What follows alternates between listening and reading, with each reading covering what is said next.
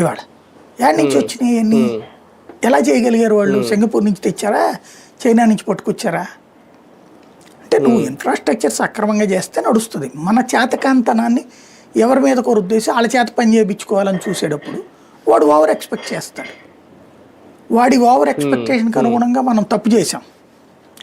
Singapore ప్రభుత్వం నేను ఇందాక చెప్పినట్టు కరెంటు వాటిట్లో ఎట్లయితే రూల్ ప్రకారం పాటించాలో అట్లా సింగపూర్ ప్రభుత్వం మన భారత ప్రభుత్వాన్ని అడిగేది, ఏమయ్యా మా కంపెనీల వాళ్ళు నీవు ఏడిపిస్తున్నారు మీ వాళ్ళు, తప్పు కదా అని చెప్పేసి డబ్బులు ఇప్పించి ఉండేది సింగపూర్ ప్రభుత్వానికి. ఇది ఆ కన్సార్టియం కేంద్రం ఖచ్చితంగా. కానీ చేయలేదు అక్కడ. ఎందుకు చేయలేదు అంటే సింగపూర్ ప్రభుత్వం గ్రహించింది వాళ్ళు చేసుకున్న ఒప్పందాలు కరెక్ట్ కాదని చెప్పేసి.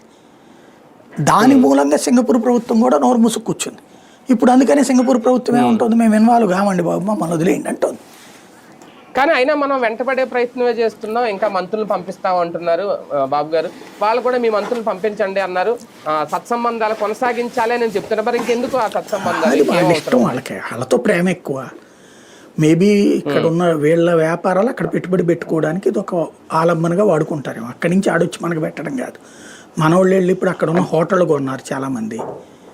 సింగపూర్లో హోటళ్ళు తక్కువ ఉంటాయి. అది ఒక ఊరికి ఎక్కువ, రాష్ట్రానికి తక్కువ ఒరిజినల్గా చెప్పాలంటే. అదే దేశం, అదే అదృష్టం వాళ్ళది. దాంట్లో అదంతా కూడా నిజాయితీగా ఉంటుంది.